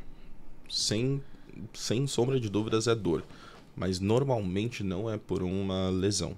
É por uma sobrecarga mecânica, por algum vício postural errado, por alguma coisa no estilo de vida que a pessoa leva, que leva a uma situação de sobrecarga na coluna. Não necessariamente com uma patologia ainda. Tá? E o que mais aparece entre os desvios realmente foram esses que a gente comentou, ali entre o Sherman e a escoliose idiopática do adolescente. Claro que existem diversos outros desvios, né? E você precisa dividir em cada idade. Então, criança, muitas vezes tem problema. A criança ficou gripadinha, daí deu 10, 15 dias, deu uma semana, ela tá com torcicolo. Uma postura, sabe, com a cabeça inclinadinha pro lado, assim, cock robin, sabe? Uma coisa assim. Então, cada idade tem a sua particularidade. É importante levar no especialista de coluna. Levei no pronto-socorro, isso, aquilo. Tá bom, você acha que necessariamente uma pessoa que não é especialista de coluna vai lembrar? Não, com essa idade, essa pessoa, sabe, costuma ter tal torcicolo relacionado às gripezinhas, isso, aquilo. Ou mais novo, ele já, né, nasce, ele sempre teve uma cabecinha mais assim, inclinadinha, tudo mais. Você acha que é manha da criança? Muitas vezes ele tem ali, sabe, um nódulo ou algum problema no encurtamento do músculo ali, sabe, alguma restrição nesse músculo. É muito importante levar, mas com certeza o que mais leva para o consultório são as dores na coluna, seja por uma hérnia de disco, uma sobrecarga mecânica, um problema nas articulações ou ligamentos e músculos, e também os desvios como a escoliose e a hipercifose. São os dois principais. Eu achei legal você relatar aqui, então, que essa questão da criança, do pré-adolescente e do adolescente, que são essas daí as mais que chegam para você. Porém, das pessoas acima de 35 anos, 40, 50, é a dor na lombar, né? Dor na lombar. Com certeza. Que é a sobrecarga do arcabouço, é uma vida sedentária. Exatamente. É fazendo o esforço repetitivo e chega para vocês. Exato. É muito triste ver como que a gente vive hoje em dia, e na verdade não triste, graças a Deus a gente vive assim, mas assim, as consequências que isso tem no nosso corpo. Então, antes as pessoas eram extremamente ativas. Saíam de casa, a gente estava conversando, né? Então você saía de casa, tinha muito menos metrô, você tinha que andar até o ponto de ônibus, tinha que fazer isso, tinha muito menos carro, sabe? As pessoas eram mais ativas. Você ficava no seu trabalho até às 5, você fazia um monte de pausinha pro café, os outros pro cigarro, isso, aquilo, e as pessoas eram ativas. Hoje em dia, com essa cultura, depois da pandemia, isso mudou muito, sabe? O consultório enchendo com dor na coluna, dor no pescoço, sabe? Assim, e sem entender, dor na lombar, dor no pescoço, sem entender necessariamente o que estava acontecendo com ela. E normalmente não estava acontecendo um quadro de uma hérnia de disco. Não. Ela estava com vícios posturais que estavam fazendo super mal para ela, sabe? Então a gente senta no computador, sabe? Muitas vezes a tela não está ajustado ali, sabe? Ele não tem uma curvatura lombar adequada na cadeira, sabe? A altura disso tá não ajustada, sabe? O apoio do cotovelo em antebraço, sabe? Nada disso tá certo, assim, nesse sentido. Então, infelizmente, a gente está caminhando para um lado de muito sedentarismo. E daí a pessoa no home office fica muito mais tempo do que ficava lá. Ela passa 5 horas ali direto. Sabe, eu ainda, quando eu viro e falo para os pacientes, olha, e tenta levantar uma vez por hora ali, ficando 5, 10 minutinhos, fazendo alguma coisa que mexa, sabe, com a circulação da coluna e tudo. Então Pessoal, manda aqui pra gente, doutor. Quem trabalha em home office, qual que é o segredo para não sobrecarregar tanto a lombar e a coluna? Ótimo. Tem algumas dicas, né, que a gente tá. Sim. Primeiro, tempo prolongado sentado, pelo amor de Deus, né? Não tentar não passar de 1 hora, 50 minutos ali na mesma posição, levantar, ficar um pouquinho em pé, dar uma volta, deixa um copinho d'água só, ou enche um pouquinho só da sua garrafa para te obrigar a ir lá toda hora, despertador no celular que seja.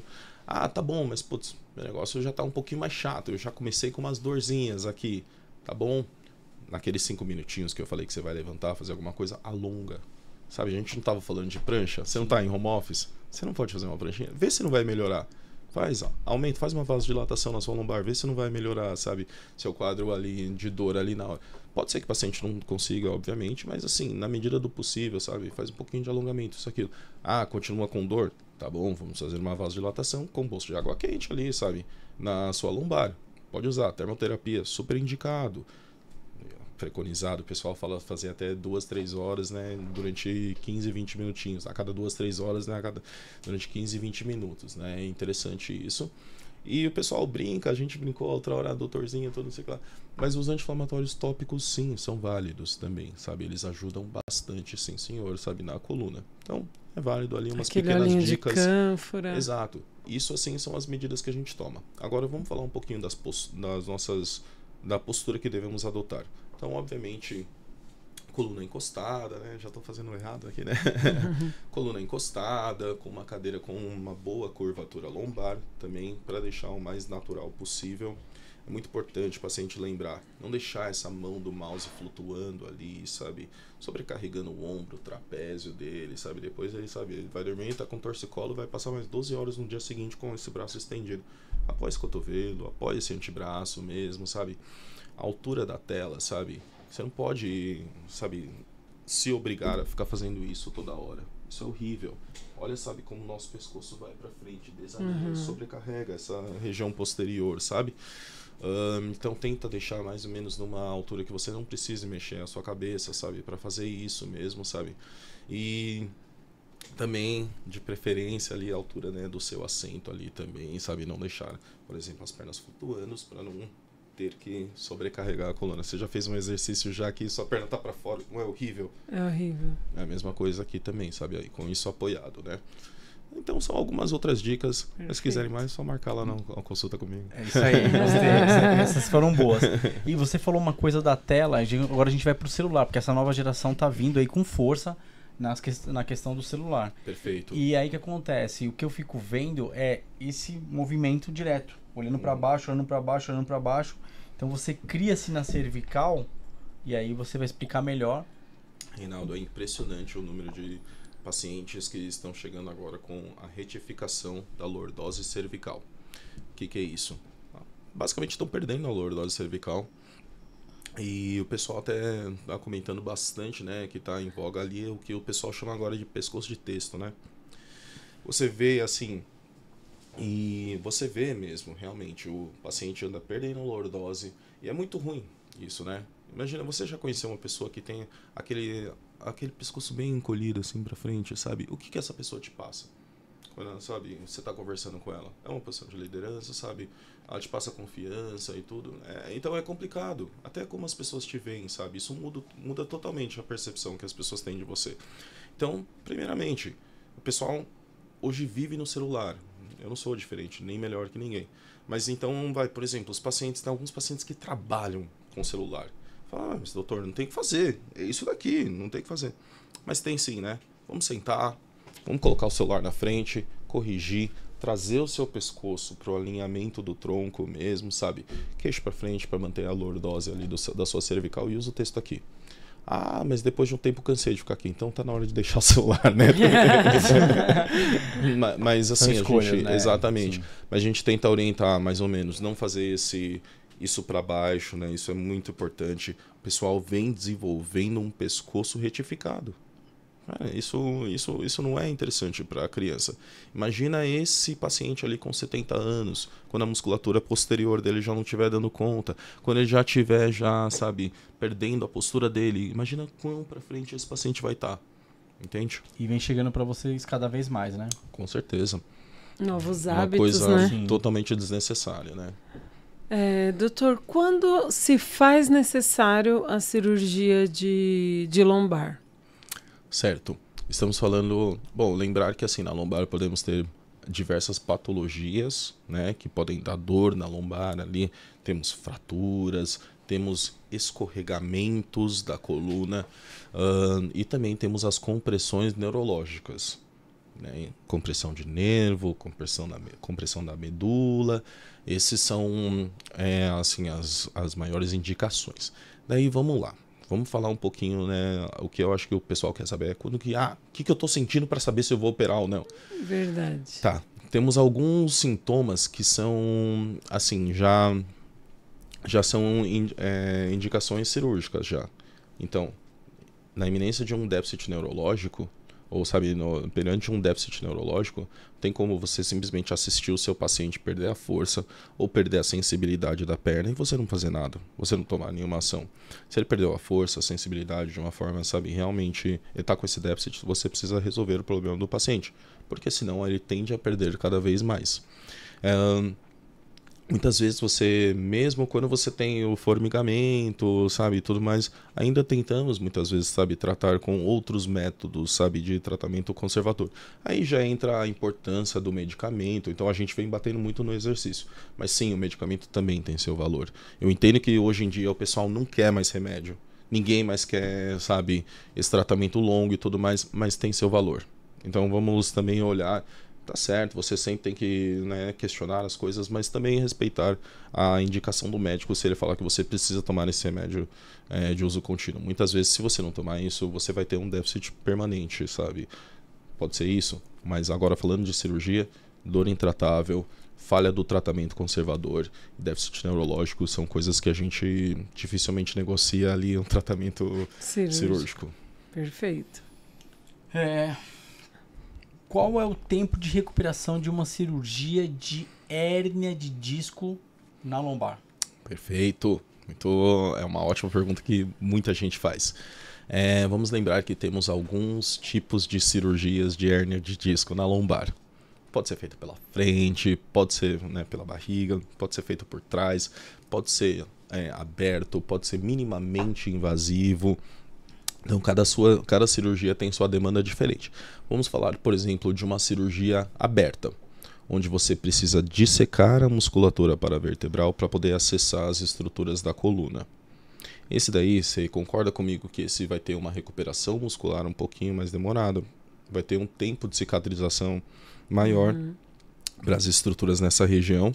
Então isso pode levar um pouquinho mais. Às vezes até você estar totalmente reabilitado, pode levar até 3 meses, sabe? Às vezes mais. Lembrar que cada paciente é diferente. É muito diferente eu te operar hoje e operar uma senhora de 60 anos que nunca fez esporte. A mesma cirurgia você vai ter um tempo de recuperação totalmente diferente do dela. Mas ali, dentro de uns 3 meses, a gente espera, sabe, já ter recuperado a senhora também. Só que tem as minimamente invasivas. Então, por exemplo, uma cirurgia via endoscopia, uma cirurgia por vídeo, dentro de 15 dias o paciente já tirou os pontos, já está fazendo fisioterapia ali com 3 semanas, sabe?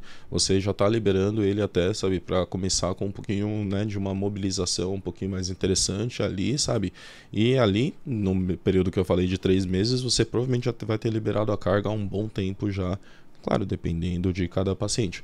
Mas ali na endoscopia, alguns pacientes com 6 semanas já estão com algum grau de carga na coluna, um pequeno impacto, uma transição, sabe? Doutor, nessa cirurgia de do nervo ciático, né? Tem a probabilidade da pessoa ficar com alguma limitação pós-cirurgia? É muito grande essa probabilidade? Ou é alta a taxa de recuperação 100% da mobilidade? Perfeito. Graças a Deus tem melhorado demais, assim, as técnicas, né? As técnicas estão melhorando demais. Agora, com a introdução da cirurgia por vídeo, olha, o pré e pós-operatório, geralmente o paciente sai muito melhor depois de 1, 2 meses, até em termos de mobilidade. Que antes, coisas que iriam comprimir a raiz nervosa, dependendo, se eu inclinar para um lado, me pega, eu não consigo. Ele já não tem mais isso. Então ele melhorou a mobilidade dele, né? Muitas vezes, uma cirurgia bem feita, com técnica e tudo mais, sabe? Isso é ótimo. Só que, claro, a coluna é uma estrutura extremamente delicada, sabe, sensível. Você encostou no nervo, sabe, ele já fica chateado, sua perna já vai ficar formigando, sabe, um tempinho. Então, é uma coisa que a gente, infelizmente, o que você ouve na coluna são só quando não dá certo, né? Só que esse paciente provavelmente não fez o pós-operatório corretamente, sabe? Não seguiu as instruções e antes da cirurgia ele também não, sabe, se preparou para aquilo lá, sabe? Então, graças a Deus com a cirurgia de vídeo isso tem reduzido de uma forma drástica, mas sim, temos casos, né, onde você vê que, por exemplo, o paciente teve um déficit neurológico e nunca mais voltou. A gente não conseguiu recuperar isso, né, pela isquemia daquela região já. Passou-se o tempo que ele deveria ter operado. Certo. Sabe, esse caso que eu falei, você tem um déficit já? Não, mas eu não vou operar e tudo mais. Tá bom, mas você pode ficar com o seu. Então é muito importante deixar esse paciente, mas você pode ficar com déficit depois. Sabe, não culpa a cirurgia, né, depois disso. A Priscila falou aqui, doutor, sobre a questão da cirúrgica, né? Mas eu queria saber quais são os principais sinais, né, que a pessoa vai apresentar ou apresenta que está com uma inflamação no nervo ciático. Perfeito. Então, assim, dormência, qual é o mais frequente? Legal. Você ter dor ou dormência, dor ou formigamento irradiado pela perna, é um sinal importante. Pode ser da coluna, tem grande chance de ser da coluna ali em algum disco, alguma raiz nervosa sendo comprimida. Também temos outras condições que também levam a dor irradiada, o formigamento, assim como o síndrome do piriforme, sabe? Que é fora da coluna, mas comprime também, né? Você sabe bem onde ali é o piriforme e tudo mais. Mas dor, formigamento, perda de força, perda de sensibilidade são sinais de alerta pra gente, tá? Isso daí realmente já leva a gente a pensar numa situação um pouquinho mais importante. Já fica um sinal de alerta. Isso, exatamente. Perfeito. E para especificar aqui, para passar para o público, como é feito essa cirurgia do nervo ciático? No passo a passo, assim, como é feito? Perfeito. É interessante a gente pensar no objetivo. O objetivo é descomprimir a sua raiz nervosa. Tá. Então, primeiro precisamos analisar onde que se deu o problema e se o paciente tem instabilidade. Se a coluna é estável, tudo mais, ele tem só uma compressão nervosa e tudo mais, e outras condições que te levam, por exemplo, vamos falar de uma minimamente invasiva, que é o que todo mundo quer hoje, sim, uma cirurgia por vídeo, né? Bom, obviamente anestesia geral, tudo mais, tem as técnicas cirúrgicas. Para o paciente, é como se fosse um corte um pouquinho maior do que uma caneta Bic, tá? Onde vai ter a mínima dissecção só da musculatura, tá? E na verdade não tem, é bem pontual mesmo, sabe? Onde a gente vai, que a gente já cai em cima disso. No vídeo a gente está vendo o que está acontecendo lá. Claro que você vai ter sangramento, que você precisa controlar, né? Quando você vai por trás da coluna, você não chega na hérnia, você chega na coluna primeiro. Então você tem uma série de estruturas que você precisa passar ali, entre eles músculo, ligamento, a própria raiz nervosa ou a medula, para poder chegar no que está comprimindo pela frente, normalmente que é o disco. Então, só que isso tudo é feito e visto através de uma pequena cânula ali, sabe? Indo direto e vendo tudo que você está fazendo. Então você consegue, existem mesmo nesses dispositivos, toda a segurança, uma camisa de segurança que isola as estruturas neurais para deixar você trabalhar livremente. Então você vai lá, sabe, retira toda a hérnia, sabe, você puxa esse disco que está fora da onde que ele está, que está comprimindo a raiz nervosa, e daí você olha de novo. Daí quando você vê a liberdade, essa raiz livre mesmo, sem nenhuma estrutura comprimindo, aí sim você descomprimiu. Claro, diversas maneiras, até temos uma monitorização intraoperatória, por exemplo, que você consegue ver a condução nervosa do nervo sabe? Depois que você descomprime, sabe que, olha, melhorou, tá bom, então tá legal para parar também, que sabe? Legal, né? Mas é mais ou menos isso, corte mínimo, ali 1, 2 pontinhos, você anda, fica de pé já no mesmo dia, termina um antibiótico e vai para casa, sabe? O avanço da medicina, né? Com a Graças tecnologia. Né? É impressionante. Impressionante. É impressionante. Não, aí diminui muito mais as intercorrências. E internações também, né? Primeiro, a intercorrência, você está vendo muito bem. Você está vendo uma TV, sabe? Metade dessa daqui, sabe? E vendo o que está acontecendo realmente ali o tempo todo mesmo. E você conhecendo, você tendo todo esse domínio, né, na sua anatomia, você consegue, né, se livrar de situações que no passado você não tinha tal visualização, entende? E também muito mais independente, sem a necessidade de alguém o tempo todo com uma mão ali, de repente afastando uma estrutura para você, o outro que está vendo não está vendo quanto que está afastando. Nisso, só de afastar demais, você já pode gerar um problema. Então tá muito mais seguro. Agora, tirar logo esse medo de problema de cirurgia de coluna, sim, né? Eu entendi bem, gostei da explicação que você falou da cirurgia de lombar, acho que ficou bem detalhado para o público. Do ciático, eu também entendi, mas falando mais para o público que quer saber, mais leigo, sobre a questão cirúrgica. Esse corte é feito em qual região? Perfeito. Então, vamos falar até assim, uma cirurgia aberta, sim, por exemplo, né? Vamos voltar para isso. Sempre na lombar ali, isso. Só que temos algumas... desculpa, né? Vamos no passo a passo mesmo, né? Curioso, né? Não, perfeito. Vamos no passo a passo mesmo, né? O corte é feito na lombar. Também ali na região da lombar, né? Exato. Existem algumas vias. A principal é a mediana mesmo, né? Que é no meio das costas que a gente usa. Mas tem algumas vias que em umas situações diferentes que você às vezes tem que acessar posterolateral, via de Wiltz, né? Bom, isso é feito na região da lombar. Normalmente o corte é muito menor do que você imagina, tá? E daí na cirurgia aberta, por exemplo, sim, a gente tem que fazer uma dissecção da musculatura e das estruturas para poder chegar lá. Então, por isso, a diferença, sabe, da cirurgia por vídeo, a cirurgia aberta, sim, sabe, nessa dissecção ali, muias vezes até da parte óssea, sabe, acaba sendo muito mais agressiva também. Né? Muito bom. Doutor, deixa o seu Instagram para as pessoas te procurarem. Perfeito. Qual região você atende, qual consultório. Fique à vontade, o espaço é seu, por favor. Perfeito. Antes de mais nada, quero agradecer vocês dois novamente por essa oportunidade. Foram fantásticos, adorei conversar com vocês, sabe?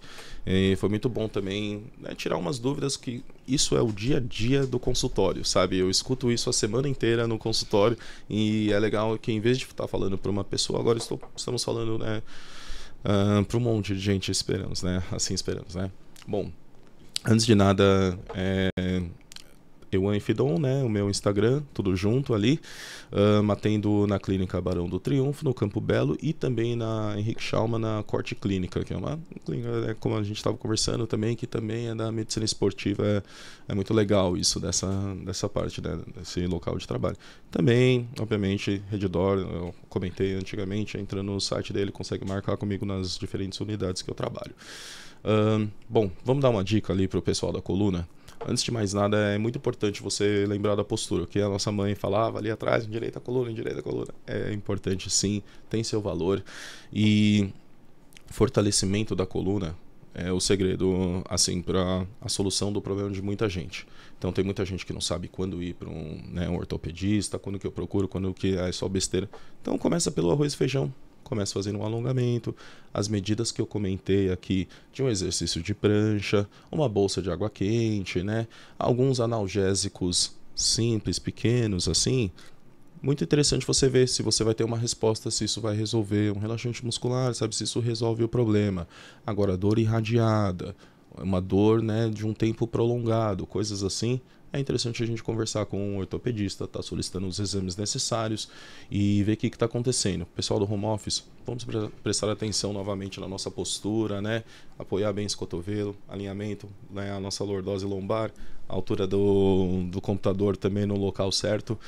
E também gostaria de deixar um recado pessoal ali, sabe? É muito fácil assim olhar hoje em dia, né? pessoal, não, tá com a vida ganha, isso, aquilo, tudo mais. Cara, foi muito difícil. Foi, de verdade. Não foi da noite pro dia, sabe? As pessoas que são mais próximas a mim, eles sabem muito bem como que isso foi feito. Mas em momento nenhum, eu perdi o norte. Isso que foi o mais importante, né? Minha esposa tá aqui, ela sabe as dificuldades, sabe? E não tô falando só financeiro, não, sabe? Todas as dificuldades que paramos. Mas o importante é que eu sempre tive o norte.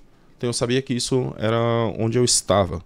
Não o que eu era, não o que determinava, sabe? Nada disso determinava. E sempre que vinha uma porrada, eu tudo bem, porque eu nunca parei para olhar o agora. É o amanhã que importava para mim, sabe? Falando, tá, eu sei onde eu vou chegar, eu sei, fica tranquilo, eu sei onde eu vou chegar. É isso aí. Obrigado, viu, pelo espaço, gente, de verdade, coração. Perfeito, nós que agradecemos. É isso aí. Ficou uma mensagem pra galera de casa aí, porque essa é a conexão, né? Exato. Então quem se identificou, tem seus objetivos, seu propósito, siga em frente. Não olhe pro lado, só vá. É isso. É isso exatamente. Aí, doutor, fica um presente nosso da Overbody aqui pra você. Isso. Pô, obrigado. Se você usa boné, mas tá aí. Poxa, obrigado, Bonézão viu? pra quando fizer um rolê, se quiser, tá aí, da Overbody, pra chegar lógico, chegando. Ficou legal. Demais, cara. Ficou bonito. Já vou embora agora, sim. É isso aí. Boa. Obrigado mais uma gente. vez, de coração. Nós somos extremamente gratos. A sua Eu história que agradeço. nos conectou, né, Que Pri? demais, que Nossa, demais. cara. Nossa, gente eu agradeço de coração. Muito feliz mesmo. Que isso, só tenho a agradecer, de verdade, pelo espaço. A gente vai se ver no dia a dia, então tá em casa. Provavelmente amanhã a gente vai se ver de novo. Fechou, então. Um abraço. Obrigado, um abraço. É Tamo isso. junto, hein? Valeu. Obrigada. Galera, obrigado mais uma vez pra você que ficou até o final e acompanhou esse podcast fantástico e, assim, enriquecedor, né, Pri? É isso mesmo. Não tenho o que falar. Agregou Nós somos muito. demais. Somos extremamente gratos. Então, tamo junto. Overbody, podcast, Papo Saúde. Valeu, Reinaldo. Até a próxima. Tamo junto.